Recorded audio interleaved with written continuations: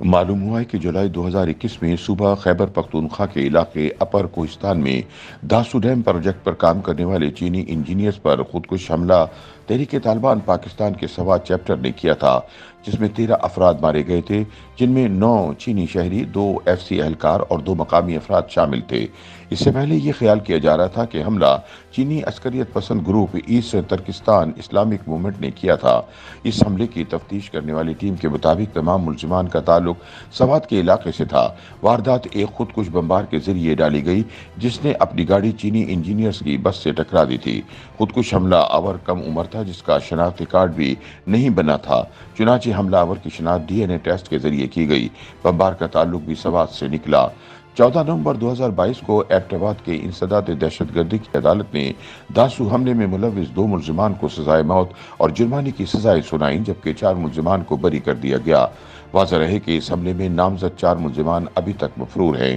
D I G Hazara Zeeshan Asghar کے مطابق بری کیے جانے والے ملزمان کے خلاف اعلیٰ عدالتوں میں اپیلیں دائر کی جائیں گی۔ یاد رہے کہ داسو میں چینی باشندوں پر ہونے والے خودکش حملے کے بعد پاکستان اور چین کے تعلقات کشیدہ ہو گئے تھے اور اس نے اپنی تمام تعمیراتی عملے کو واپس بلا لیا تھا۔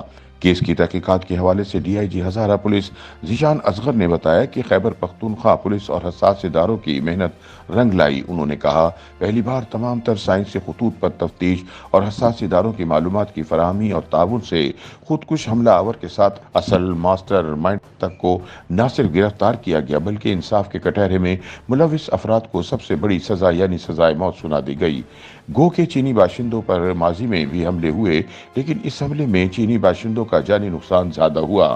چنانچہ چین نے بھی شدید رد عمل کا اظہار کیا اور اپنی خصوصی ٹیمیں بھیجی، تاہم حکومت پاکستان نے ان کو یقین دہانی کرائی کہ اصل ملزمان تک ضرور پہنچا جائے گا اور ان کے خلاف ٹھوس بنیادوں پر کارروائی کی جائے گی۔ پاکستان انٹیلیجنس اداروں اور پختونخوا پولیس کے لیے یہ ایک عالمی چیلنج بن چکا تھا۔ حساس اداروں نے تفتیش کا آغاز جائے وقوع سے ہی کیا۔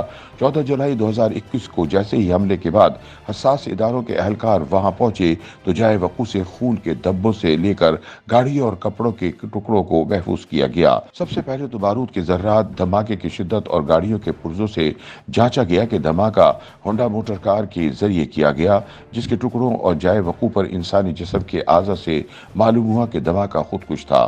اس حملے کی تحقیقات کرنے والے ایک اعلیٰ پولیس افسر نے بتایا کہ ڈیم جس شاہراہ پر قائم ہے وہاں کی سی سی ٹی وی فوٹیج جمع کی گئی۔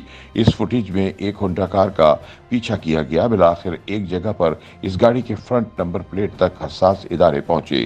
جائے وقوع سے اکٹھے کیے گئے کار کے ٹکڑوں اور فوٹیج میں ایک سرخ رنگ کا سٹیکر ملا۔ سٹیکر پر کسی شو روم کا ذکر تھا، لیکن سٹیکر واضح نظر نہیں آ رہا تھا۔ اسی سٹیکر میں کہانی پھنسی ہوئی تھی، تاہم یہ مشکل جدید ٹیکنالوجی نے حل کر دی۔ جب سٹیکر واضح ہوا تو اس کے اوپر لکھا تھا چمن ٹو شو روم۔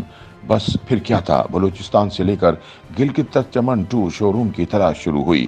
یہ تلاش مالاکنڈ چکدرا پر اس وقت ختم ہوئی جب وہاں شو روم مل گیا۔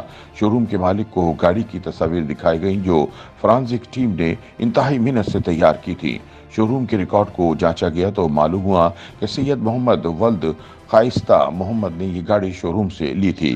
اس کے حلیے اور موبائل نمبر سے سید محمد کی تلاش شروع ہوئی تو جلد ہی حساس اداروں کو معلوم ہوا کہ اس کا اصل نام تو محمد حسین ولد عبد الکریم ہے اور وہ سوات تحصیل مٹا کے علاقے اسپین پوڑا کا رہائشی ہے۔